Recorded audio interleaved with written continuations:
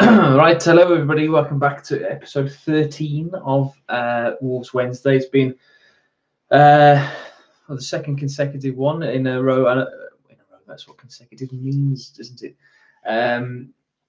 Yeah, I hope you like my new shirt, particularly the Mexican viewers. Hello, Zane. It's coming in the post today. Now it's a classic Mexico shirt from 1998 World Cup. Bought it from a website called Beautiful 90s, but I've also bought a France 98 shirt from there and a Holland Euro 88 shirt from there. So I really like that website. So if they would like to sponsor me, that'd be great. I'd love it. Thank you, Marie, for the first like. Shamraz, Zane, hello. 13 people in here. Drop a like on the video. Share it around. I haven't done any sort of promo for this at all, but no, I didn't put Jimenez on the back. There was an option, but I didn't know whether to put Jimenez or Raul or number 9 or whatever. But yeah, kind of wish I did now. But I can't wait to play five-a-side in this. It's been I feel very Mexican. I love it. Yeah, so the point of today's live stream, it'll be a normal sort of Wolves Wednesday. We'll have a chat for an hour, talk of any rumours and the game on Monday a little bit as well, into a little bit more detail in my video on Monday night about that, and obviously Bolly's red card and everything else that came with that game, as well as perhaps previewing the Leicester game a little bit as well. I think people have been commenting on my videos as well, saying a couple of people have said about the lack of preview videos recently, and it's just purely because of time, unfortunately. So hopefully I'll be able to get a Leicester video up on Friday, and then with the early kickoff, 12:30. Yeah, I'm looking forward to that. Brian is asking, how do you think Donk did against City? I thought that in all the games that Donk has played so far this season, I think he's been very, very good, really good. A consistent performer now in the few starts that he's had. Spurs and City in the league, and then Liverpool in the cup. I think he's played really, really well, and we saw how versatile he was by being able to drop back into defence when Bolly got sent off. And I thought that he did really, really well. To be honest, I'm really pleased with Dendoncker. I think the reason we didn't see him in the first part of the season perhaps is because of rumours of a lack of discipline off the field and in training and things like that. And he was top of the fines list and all sorts of things like that. Whether that might have been part of it, but I just think that we had such a good midfield in that first few weeks of the season that it was very difficult for him to get in at all. I mean, he had to be better than Neves and Moutinho at that point. And I think, can you imagine, say, around the United game at the end of September or Palace at the beginning of October? Can you imagine Moutinho or Neves being dropped for Dendoncker at that point? I think it would have been odd, but he's obviously knuckled down a little bit more in the training and has come back with an improved attitude. And he's certainly added a lot to our team, and I'm really, really pleased with how he's added to the team. I think he's an excellent option to have in the squad. Obviously a Belgian international. He's going to be a good player. He's very highly thought of. Roma apparently been snooping around after him because he hadn't played very much. I think his brother, who's his agent, had been touting his name around a little bit, trying to get him a move somewhere perhaps. But if we can, he's got a decent chance now with Bolly being out of the team to have a run in some position. It'll be interesting to see what happens now in the next couple of weeks. Good evening, Stephen Clift. Up the Wolves, indeed. Any questions? Don't hesitate. Pop them in the live stream, in the chat there. Shiv, been waiting for you to come. Derby were just denied a goal to take the lead against Southampton. VAR ruled the player offside by millimetres. Your thoughts on VAR? Connor's gaming channel. Are you going to the Leicester game? Of course, I'm going to the Leicester game. Yeah, I've missed quite a few games recently. Going back to Arsenal, really. Arsenal was the last. Well, actually, Huddersfield at home, I suppose, was the last run of a streak that I'd had going back to sort of March with the Leeds game, and yeah, I'd been to every single game home and away up until the Huddersfield game, and then missed Cardiff, missed Newcastle, missed Fulham. I've missed Man City now. So, but the next few weeks, providing I can get tickets from for the game at Shrewsbury, hopefully get tickets for that. But yeah, so just to go back to Shiv's question about VAR, I was very critical of it when it was used in the FA Cup last year. I remember a particular game. I think we were on the way back from Ipswich, and I was watching Albion against Liverpool in the FA Cup on my phone on the way home. And it was a farce in that game, if you remember. There were goals that were given by VAR. There were decisions made by VAR that didn't really make sense. And it was a farce at that point. And then when it was announced in the World Cup it was going to be used, I thought it was going to spoil the World Cup. But in fact, I think it enhanced the World Cup, particularly in the early rounds. I think it was used very, very well. We saw more penalties being given than ever before, which it wouldn't have happened had we not have had VAR in the World Cup. But then I think it got used. When it was used in the final, it was used incorrectly, because the handball from, was it Perisic? I think it was, in the final. Handball, the ball hit his hand. There's no doubt about that, but it was not it wasn't a handball. The law is that it has to be a deliberate handball. If you watched it quickly, it wasn't a handball. The fact that the rule is with VAR has to be used when there is a clear and obvious error. There was not a clear and obvious error with that at all, and yeah, ruined the final a little bit for me. But in terms of, I think we've seen a couple of games now where it's been used for Wolves. I think the Leicester game in the League Cup it was used for. I think the Liverpool game in the FA Cup it was used for, and we haven't seen any decisions being made or changed because of it. So it's interesting. It's interesting to talk about it, but it's going to be something that's going to be all over the. It's going to be the front of our minds come the start of next season, because it's going to be every week in the Premier League. So to answer your question about the millimeters thing, the rules have got to be clear, and everybody's going to be clear on the rules, because there was a point where offside was there had to be daylight in between the players. Then it was just then there's all these changes where there's inactive players and things like that. So long as the rules are clear, then that's fine. But there needs to be some consistency with the referees, which we might talk about in a little while now. Should we be more clinical against Leicester? Do you mean we should be more clinical? I think we will be more clinical. I think if the team was playing now in that game and created the chances like we did against Leicester in that first game, I think that we'd win that game. I think Doherty puts that chance away if he has it now. That was cleared off the line. I think, I think we win that game there. Let's have a look. I thought the offside rule was supposed to add goals and excitement to the game. Millimeters, that's too close to call an offside. Well, I don't know. Can you do a Jersey tour, please? Well, if you look back on the channel, I can't remember when it was, but about a month ago or so, I did a video with a selection of my football shirts that I own. But this has just come today, so I thought I'd stick it on. I should have had a roll on the back now. Regret it now. It's really, really thin material, really thin. I also wish I'd have got a bigger size, but maybe once I've gone to the gym for a little bit, it'll look better.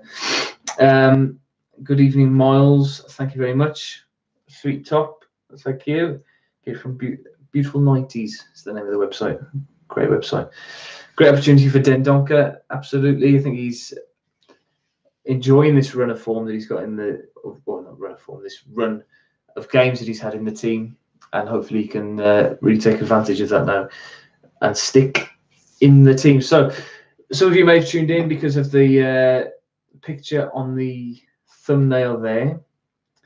So it's Jean-Kevin Augustin, who's from Leipzig. The rumour is that Wolves are bidding alongside, I want to say, Everton, and that come over the Southampton, and he's reported to be a £38 million fee for him for the young player. So I don't honestly. I know I'm supposed to be a YouTube channel here that knows everything about everything, but I'm not going to be, I'm not going to gloat about it. I don't know every player in the world. And so also we'll do a little bit of research live and see if we can give you some lowdown on him. Good evening, Tom from rainy Wales. Rich Lovett, whereabouts in Wales? I'd love to know. Brian, which striker would you like us to buy in order for Bonatini to leave? Well, I believe that Bonatini's loan deal to Pauk has fallen through, unfortunately. I think it was a loan deal that was supposed to be going through, but has failed, which is disappointing, really, because just for him and then for the squad as well, to free up that extra place, as you said there. I know Abereyron, just out of Aberystwyth. That's where my cousin went to university there. My brother's currently at university there, and my parents own a caravan not far from Abereyron. Lovely stuff. Glad that you're enjoying the channel from Dunbury. Yeah, so what's the latest on our transfer targets? So Bonatini looks like he'll be going. Courtney Hawes has gone. Paul Gladden, the sweet prince, has gone. He's had his contract terminated by the club, as well as Will Randall, who's a young player who never played, didn't play, I don't think, a senior fixture. I could be wrong with that, but I don't remember him. He may have been in a League Cup squad or something a couple of years ago, but he's never really made it. A couple of loan spells out in a few places and hasn't been able to succeed there, which is a shame. So they're the only outgoings at the moment. Obviously, the Tammy Abraham saga rumbles on. The 14th of January has been and gone. That was the deadline for Chelsea to decide whether or not they were going to recall him. So they haven't recalled him. So I assume that deal is not on now, unless if we were to buy him perhaps outright, which I don't think is likely to happen. So we can rule out Tammy Abraham. So perhaps that's why now we're seeing these other rumours. Jean-Kevin Augustin.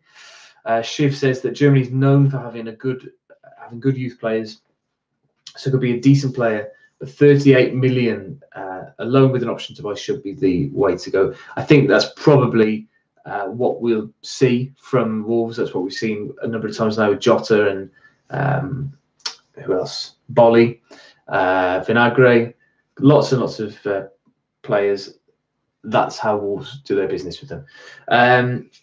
Connor's Gaming Channel has just asked, have you been to Ireland before? I've never actually been to Ireland. I'm from Ireland. That's great. Lovely. Whereabouts in Ireland? Never actually been, but he also says earlier on that he's going to the Wolves game tomorrow from Ireland. That's a tremendous commitment, and hopefully we do the business for you on Saturday. Not that I'm not feeling confident, but I think it's going to be a really tough game. I think people are sort of underestimating Leicester, I think, because we have had quite a tough run over the last couple of weeks, playing Liverpool twice, Spurs, and Manchester City. I think people are sort of thinking, oh, thank goodness that's over. Now Leicester, although they've had a very, very strange run of results, and pressure's on Claude Puel at the moment, but they're a very good team with a very good crop of players, and obviously beat us earlier in the season twice, albeit one of them was on penalties in that League Cup match.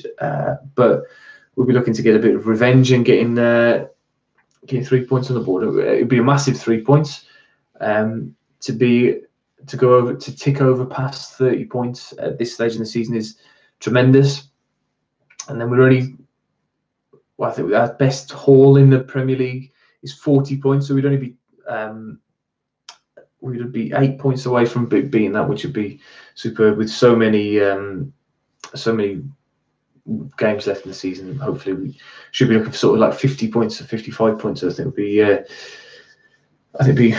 excellent first season back. So Miles Hinton says, I've heard that we're close to bringing in Vlad Chiriches from Napoli. I've just read that as well, not from a particularly accurate source. Centre back, the Stoke right back, brought to Spurs into the. Oh, sorry. There is a Stoke right back as well. That's why I was confused. So, bought to Spurs in 2013 for 8 million, played 27 times, either on loan or a minimal fee.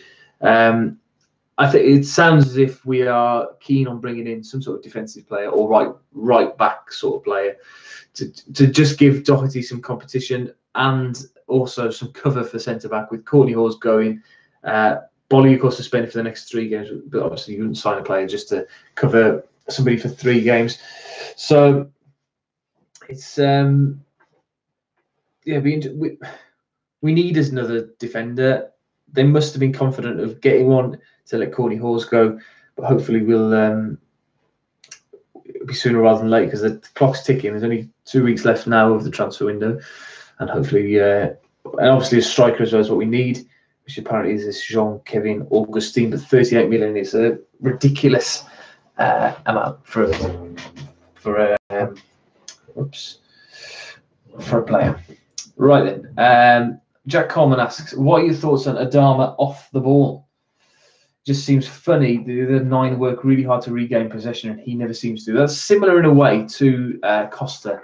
He's been criticised quite heavily recently with that he doesn't seem to work back hard enough when he is brought on from the bench, whereas other players, as you just said, the other 9 are working their socks off all the time to win the ball back, and he doesn't do that. But his effectiveness is his pace, isn't it? That's the obvious thing.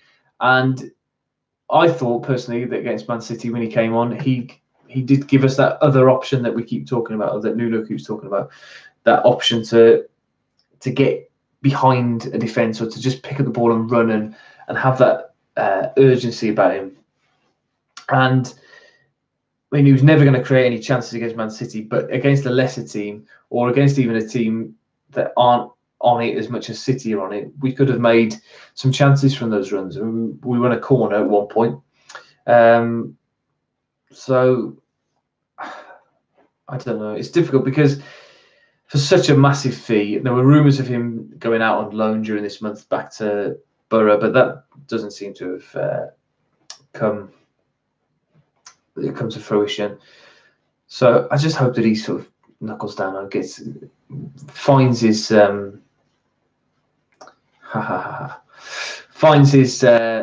in the squad and does really well. We'll see. Who's your all-time favourite player? Mine has to be Kevin Muscat. I don't mind a bit of Kevin Muscat. Used to be Alex Ray. I think it's probably still would be Alex Ray, just because I don't think you can have an all-time player who's still playing for the club. Because if you'd have asked me at the end of the last season, it would have been Ruben Neves. I think he was in the work that he did last year, the goals he scored, and just some of the moments that he gave us. I think he's sort of written himself into Wolves folklore already. If he can carry on now, kick on in the second half of this season with his form, because he hasn't done. I don't think he's hit the ground running as we all hoped he would, particularly after the Everton game in the Premier League. He's found it quite difficult, but I can see him getting better in the second half of the season, particularly this run of games now. We keep on mentioning it. This run of games that we've got is really, really good for him, and hopefully we can get a few results, and also I think maybe he can grab a few goals. I feel as well in a few of those games, and just be more of himself. Jack Coleman says he could be the best presser the game has ever seen. If he had Jimenez's work ethic, would be quite the sight. You're absolutely right. But that was the difference between all the other. You would describe Spurs as an elite team and Liverpool as an elite team. But the way that City were pressing on the ball on Monday, I've never seen anything like it. It was quite, even in the 90th minute when we were breaking, they were 3-0 up. They were still just rushing back. Like that one video of the Leeds team running back in that one game. It's just constantly, non-stop. I tweeted it after about 10 minutes, 15 minutes of the game, just before Bolly got sent off, saying this is exhausting to watch because every time that Wolves were on the ball, City had 2 or 3 players bang on it. And I think that's the ambition for Nuno. I think he wants a similar sort of style. But, whether or not we'll ever get there under Nuno, or maybe we'll have to go and get Pep one day. We'll have to wait and see. Miles says, what do you reckon on a punt on Giuseppe Rossi at Man United? At Man United, so he's currently training at Man United. And Ollie and Fergie saying he looks sharp. Thoughts? I've always liked Giuseppe Rossi. And he's been a football manager signing for me on a number of times. I don't think we need him though. We've got quite a good cover in that centre midfield role. I suppose he could drop back and play in the back 3 as well, but not for me. And the wages he'd be on as well, which I know is not an issue anymore for us, but you've got to start thinking about resale value and things like that. And he wouldn't bring that much money into the club, I don't think. So yes, I like him as a player, but I wouldn't be signing him. Traore, right wing for me all day. Simples. Yeah, I think that's his strongest position. That's where he prefers to play. I think you're right there, Miles. Neil Aki says, really like the chemistry of this squad. Hope they can stay together for a while with very few tweaks. Well, if you look at the ages of them as well and the contracts they've all signed, I think you would expect that the core of the squad at least will be staying together for a few years, with the exception of Moutinho. I think will probably move on to America or to China or somewhere like that in a couple of years.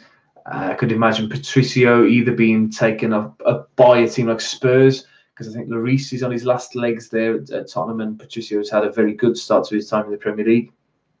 Apart from that, I think we'll end up having an upgrade for Cody in a couple of maybe this summer. But Bolly's still relatively young, 25, something like that, 26. Bennett's pushing 30, so I imagine he'll be replaced in the next year or so, but he's just signed a new contract. But that doesn't mean anything. That's just resale value that's added to him. Neves, if we can tie him down again, perhaps, if he does well this season, and give him another improved contract. But we don't want to keep on doing that. And then everybody's under 25, really, aren't they, in that core of the squad? So it's who's the core of the team, says Neil Aki. Do you mean who's the team built around? I think at the moment it'd be. That's the thing. If that is the question, there is no player that the team's built around. It's a team and a system based approach, which we're not used to seeing over here as Wolves fans. But the core is that 3 at the back and the 3 up front, or the 2 in midfield. That the system is more than anything else, and we've seen that a number of times this season. That it doesn't matter the players who are playing in the positions, because the system and the way that they've been drilled will get us out of trouble. Hello to Freedom. Nice to see you back again. Both. I hope you're all in the best of health and wealth. Fortunately, it's mid-January, so I don't think anybody's in the best of wealth at the moment. Do you think we'll sign anybody? Says Dan Wallace. It's a good question. I don't think we need to sign anybody. I think we're fine as we are. I think we've been ambitious enough in the transfer window in the summer to not have to warrant, and we're not in trouble, so we don't have to go and spend money and try and dig our way out of trouble. That's all. So, do I think we'll sign anybody? We've already signed. We signed one, and we Wang from China. But yeah, I'd love it. We've got to sign a striker. I think my ideal signing would be Mitrovic from Fulham.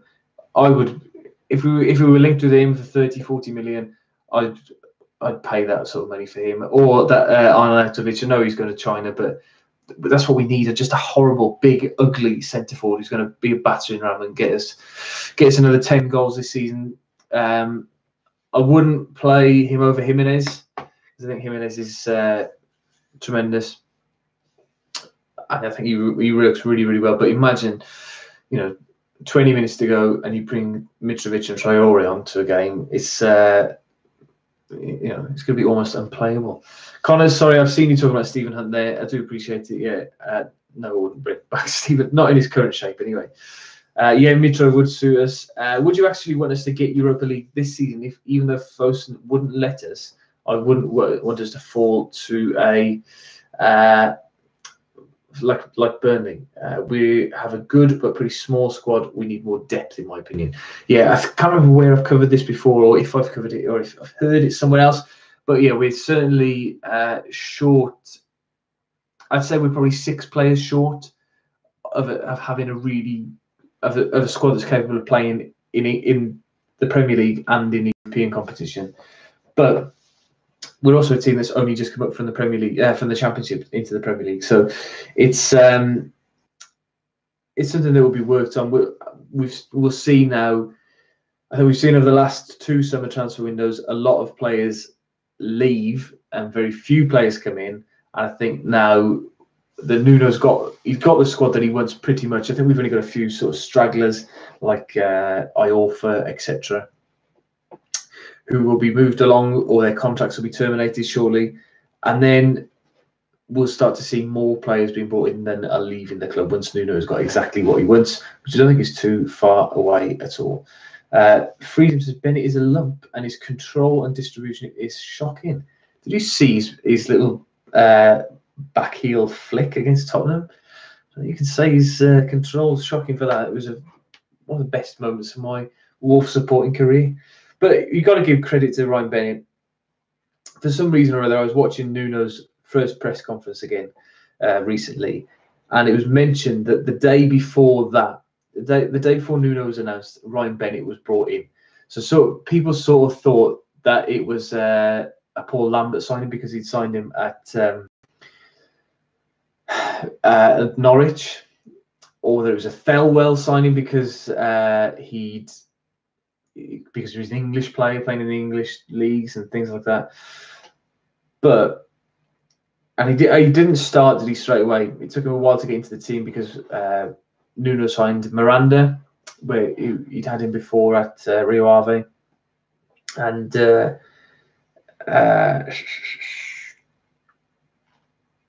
you talking about Freedom? What are you talking about? But yeah, Bennett's been amazing, I think, anyway. I think he's a really solid centre-back. He's the most experienced Premier League player in that in the squad still. And yeah, I'm pretty happy for him to stay in the team at the moment. Molyneux going to be big at place. We bought Asda Ground. Is this true? Don't know how I feel about this. It's inevitable. And Vernon Pringles says, should we have a phobie?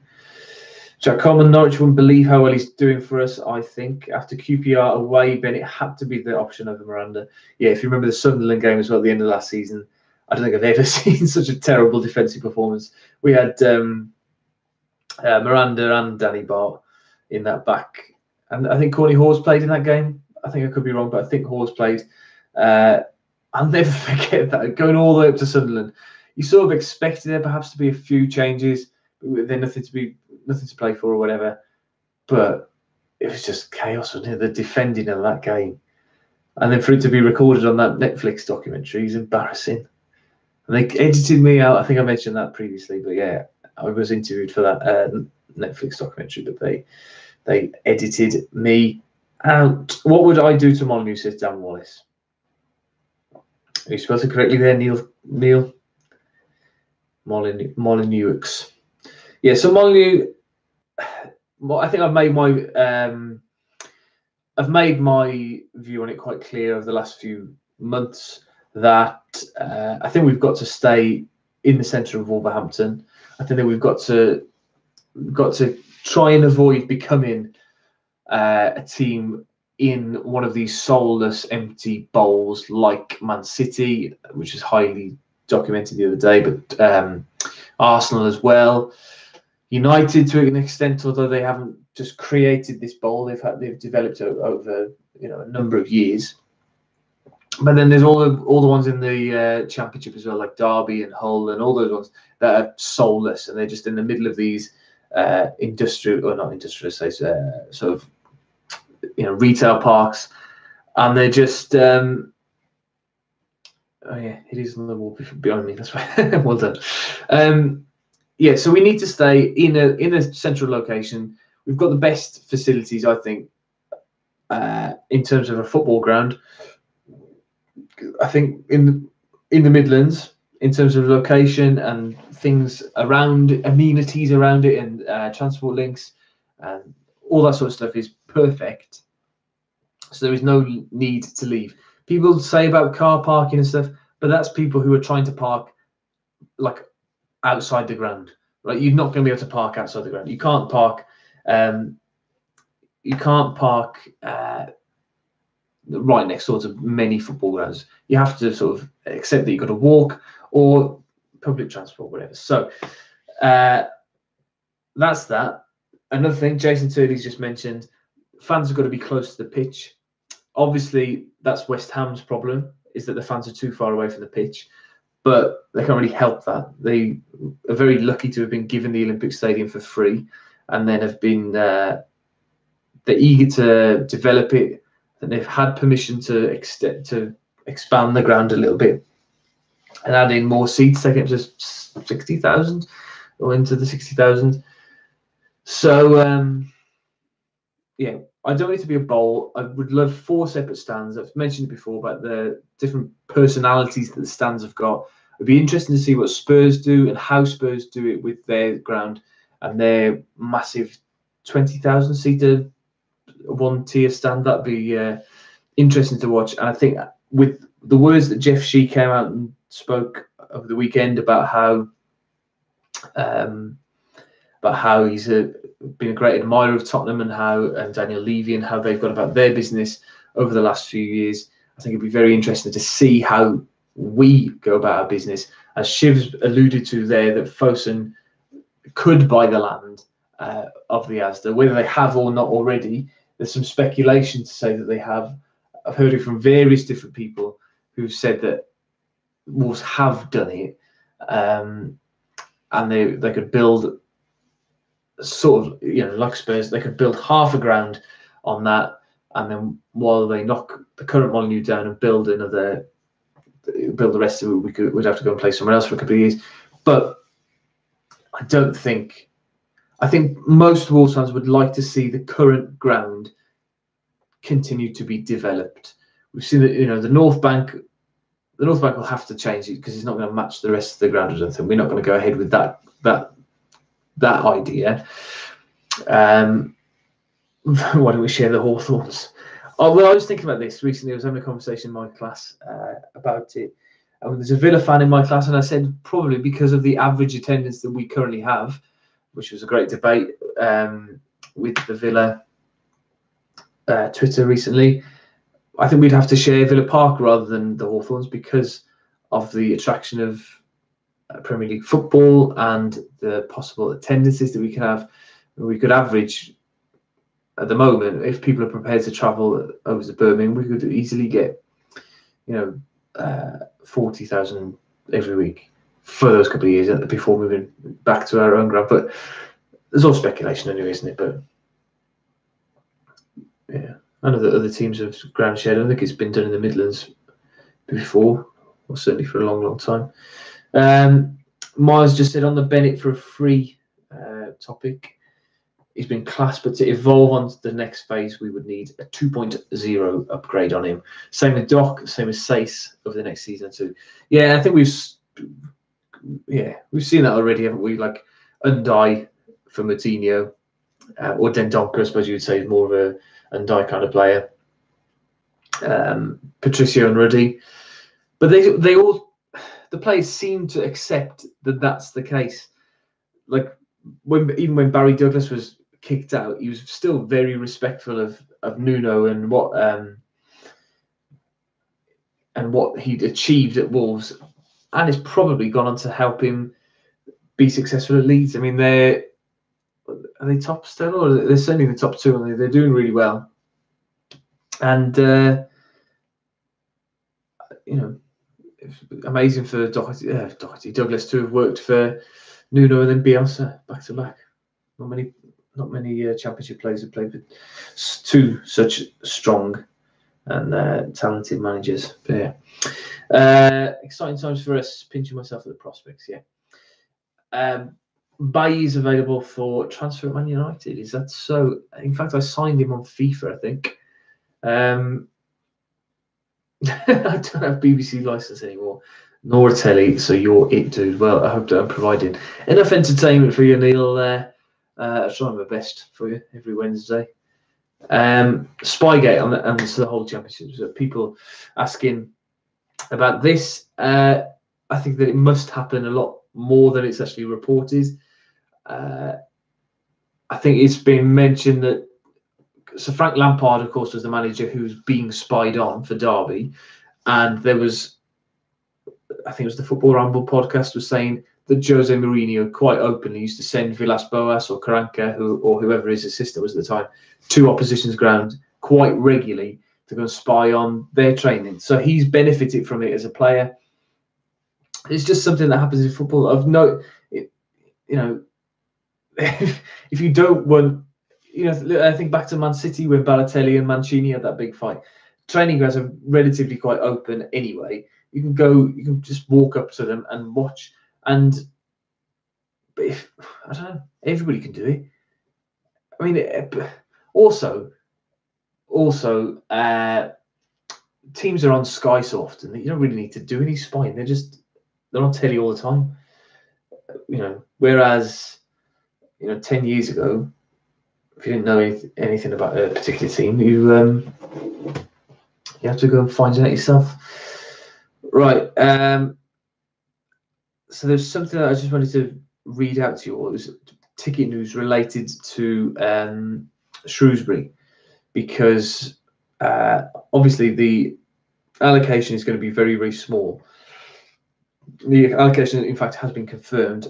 So as a silver season ticket holder, or silver away season ticket holder, I've had an email just now saying that unfortunately our allocation of 1,591, that's all it is, for the Emirates FA Cup fourth round tie versus Shrewsbury, does not enable us to ensure availability for all silver away season ticket holders. So the details for tickets are going to be confirmed on Saturday the 19th. That's this Saturday, obviously. So if you are a silver away season ticket holder, you need to be on the ball. I shouldn't really broadcast that, because now it's going to be harder for me to get tickets if people are watching this. But also, I think it looks extremely unlikely that there are going to be people who miss out.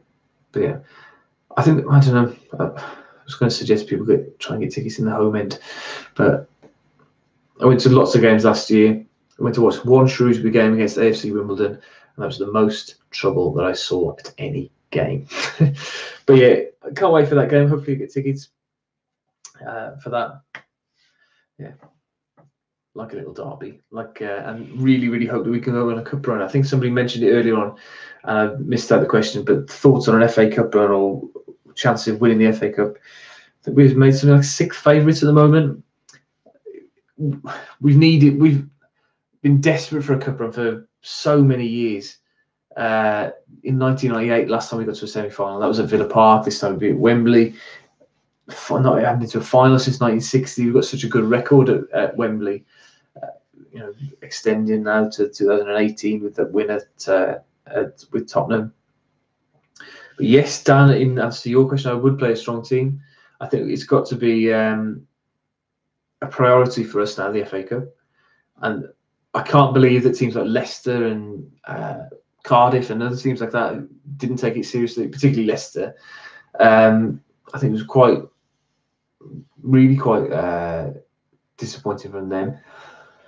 As I think it was Lineker or Ian Wright said in the commentary, that the season is not going to be remembered for finishing 7th. This will, it'll be remembered now for being knocked out of Newport County in the FA Cup 3rd round.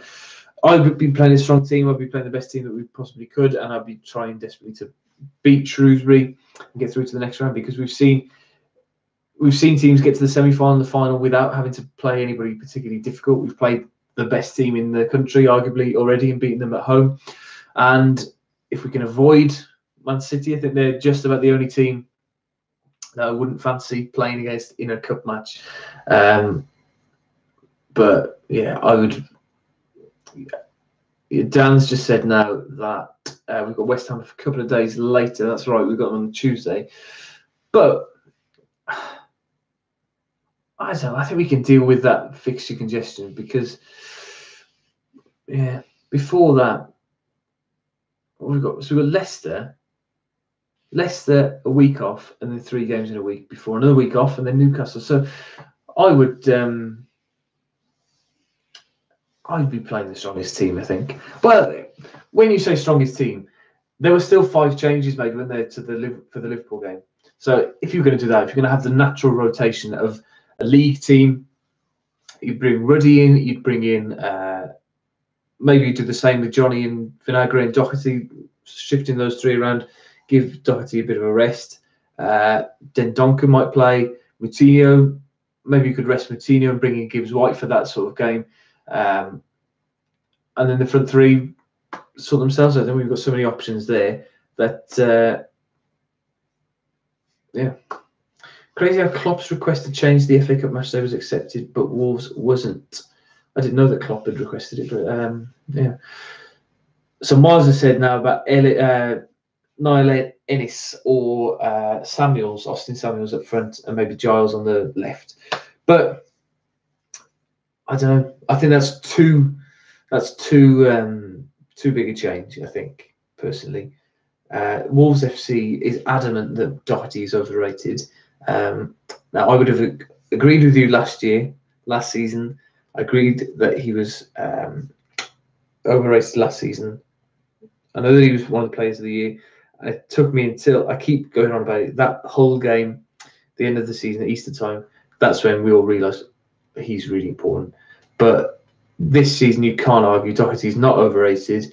I think he's done exceptionally well to improve so much. If you think back to that Leicester game, beginning of the season, and the Everton game, he was poor in those 2 games, but he's turned it around. And I think he's been.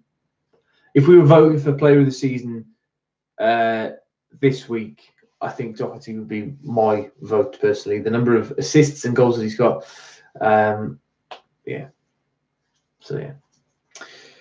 So Shiva, FA Cup match was originally on a Sunday. He wasn't happy, and they had to play City on the Thursday prior to that. Yeah, I think that sounds about right. Sounds like Klopp. Maybe if you'd have had it on the Sunday, it wouldn't have been so windy then, would it? Which positions would you upgrade in the summer?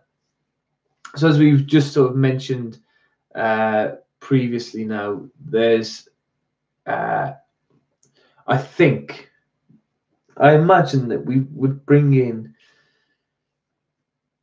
a couple of centre backs, because I think somebody alluded to it earlier on. Ryan Bennett, for a free transfer, has done an amazing job, but I think has probably had his time and he needs and will be moved on a little bit. Cody, I think perhaps if we can find somebody who's more agile and more and a little bit faster, I think we could see the end of Cody. But I mean, he's been superb these 2 seasons. I think have been he's having the time of his life, isn't he? But I think those 2, I think we could see maybe not leaving, but being dropped down to sort of squad-based players and bringing in two top quality centre backs. I think if we don't sign a right back in this window, we will in the summer. I think we're okay with the three at the moment. Like we were saying all through the summer when we didn't sign Zinchenko, we've still got Johnny who can play left or right back. We've got Doherty who could play left or right back as well, I think, and then Vinagre who can play left side. And probably a push. I wouldn't mind. I wouldn't play him on the right, but I think if we had to, if there was any reason where Johnny was injured or whatever, I think we could see that. Yeah, Neil, Cody, I think. Yeah, not dropping out, not being sold, but just being moved along, perhaps moved down the pecking order a little bit, maybe. Jason Turley just mentioned that when we were talking about the rotation with the FA Cup game. Young fit lads should be able to play 3 or 4 times a week. Easy. 4 times a week is a push. 4 times a week, the intensity that we were expecting them to play is a push.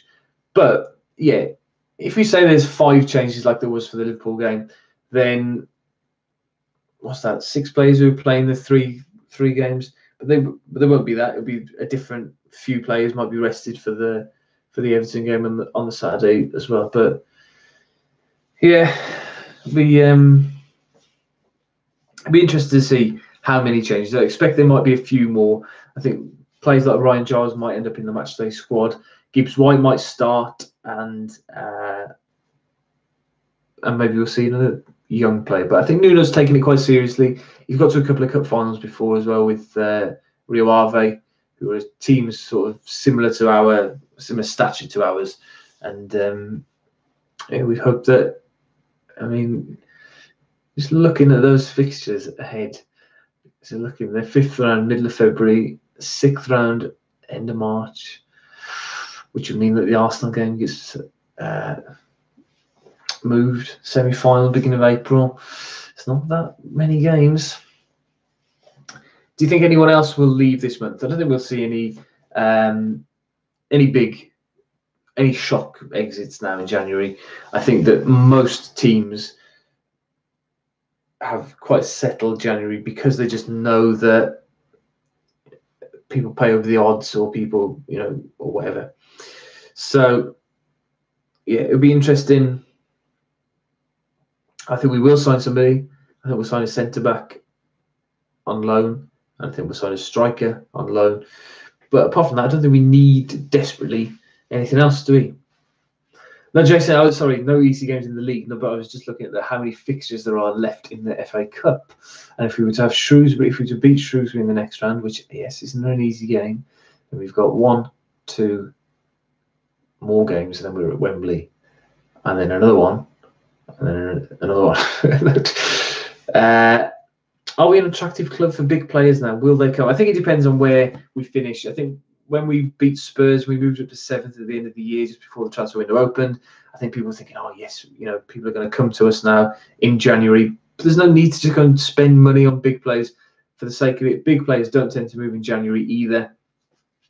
So, but it's going to be very interesting. If we finish in the top 10, if somehow we win the FA Cup or something like that, and we have European football next year, then yes, that's going to increase the caliber of play that we can attract. But also, I think that we need to be sort of loyal to these players that we've got, who've got us this far, and it'd be a shame if we were to move on players too quickly who've done an excellent job of getting us this far from 15th in the Championship when Nuno took over to a top 10 finish, which is on the cards now for us. That's we've got to keep stopping every couple of defeats that we get, and just thinking we were playing we were in the bottom third of the Championship but 2 years ago.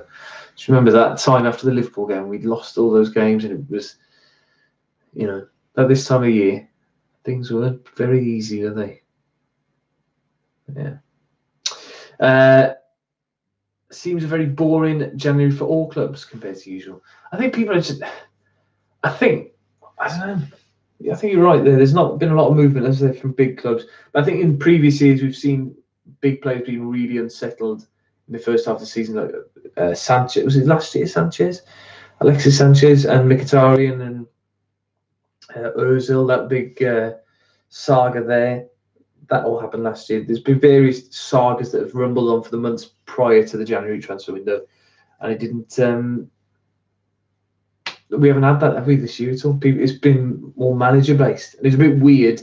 Huddersfield's decision yesterday, I felt a little bit, because I know they've been linked with. I think somebody mentioned Bielsa earlier on, but why he would leave Leeds now for a doomed project at Huddersfield. Yeah, but anyway, Vernon Pringle, Wolves inquiring about the cover for Doherty at Stoke City. Yeah, they're right back. His name escapes me at the moment. Somebody, I'm sure, will tell me in the chat just now. Harry Carter. Any thoughts on replacement left back in the summer if Johnny wants to return to Atletico? You have to imagine that Johnny will want to return to Atletico, and I think he's been touted as a long-term replacement for. I don't want to get it wrong. Their current left back. Yes, I think we've got to accept that Johnny will go back. Personally, I think he will. But yeah, I don't know whether Zinchenko might be more of a viable option than having another year's experience at City. And Juan Fran. I was going to say Juan Fran, but I didn't want to get it wrong. Thank you, Dan. Yeah. Bauer, Boyer, Shiv says is the Stoke right back. I've had a bad couple of minutes there if I remember names. Miles says, am I mad or just romantic to suggest Balotelli, who's world class, he's 28, loan until the end of the season, he wants to leave. We've been linked with him. Felipe Luis. Yeah, but Felipe Luis is not old, is he? Juan Fran is old, I think. So maybe would he be cover for Felipe Luis? Right, so going back to Balotelli, we've been linked with Balotelli 2 or 3 times now since Fosun took over and since Nuno took over, but I just don't know. I think because he's so crazy. I don't know whether he would fit into the makeup of the squad. He'd be a great player, but whether or not he's still got the same ability that he did a couple of years ago when he was at City, didn't really do it at Liverpool. There we go. It is Felipe Luis. I thought it was Juan Fran. See, it's easy to get your lefts and your rights mixed up in it, Dan. Easy. Right. Last couple of minutes of the stream. Then it's been a bit of a weird time. We haven't had as many people in here as usual either, but I've enjoyed it. It's like talking to a class, isn't it? When you've got like 25 to 30 people in the stream. Nice. So we'll end off a couple of things. Usually it's just one question. It's just the score prediction for Saturday, which we won't do. But I also want you to let me know in the chat now, do you think that Willy Bolly should have been sent off on Monday and that game? So for me, it doesn't matter about the letter of the law. Sorry, it does matter about the letter of the law. You can't say that 10 years ago it was a fine tackle. The reason why the law was changed, like Jamie Carragher said, oh yeah, you won the ball, then you would clatter the play. Well, that's how people were breaking their legs. If you remember that Eduardo played for Arsenal, broke his leg against Birmingham City. It's because of follow-throughs, because of aggressive challenges and players being out of control. That's why the law was changed.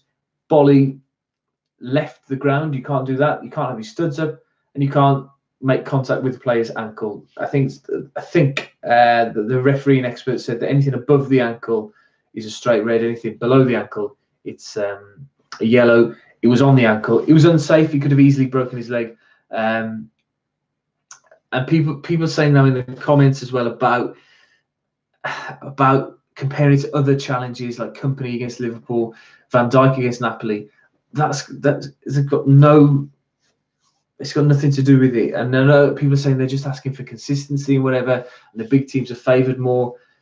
I don't think that's true. I think lots of teams who are not in the top 6 have this sort of mentality that there's a conspiracy to keep the top six at the top and whatever. For me personally, it was a red card, a straight red card, and it was just really naive and silly of Bolly to do that. Really silly, personally. And people are saying, would it have been a red card the other way? We also have to think Laporte or Stones would not have gone diving in like that on Jota.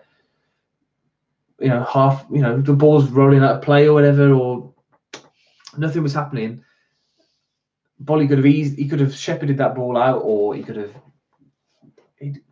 would have won that ball. I think it was just, I mentioned it in my video that people yeah, exactly, Miles. It was exactly, I thought exactly the same. Or the Bart I think was more unlucky than Bolly, personally, because I think Bart won the ball. Bart didn't go diving in as much as Bolly did, I don't think. But from memory, he didn't seem to leap into the challenge as much as Bolly did. But yeah, I personally think that the refs from the top 5 leagues should be rotated. General statement, nothing to do with the Bolly red card. Also, you think that European refs should come, you know, French referees should come to England, Germans to France, whatever. They should all switch around. I think that's an interesting idea, Shiv. I don't think it would work, though, because I think what you find in the leagues is that players and the referees get to know each other, and they build relationships, and they're able to discuss things on the pitch and maintain control. If you suddenly start throwing in Italian referees into an English match, you'd have chaos every week. You know, people losing control all the time. But yeah, I think generally people on this chat now tend to agree that it was a red card. It was unlucky for us, for the team, because of Bolly's stupid mistake. But you know, he'll learn from it and he'll move on. And the next time Bernardo Silva is zipping past him, won't be clattering him, because he didn't have the intention of hurting Bernardo Silva. He did have the intention of stopping. Could relationships also favour certain players or teams over others? Playing devil's advocate. That's fine. It's a discussion. That's fine. Sorry,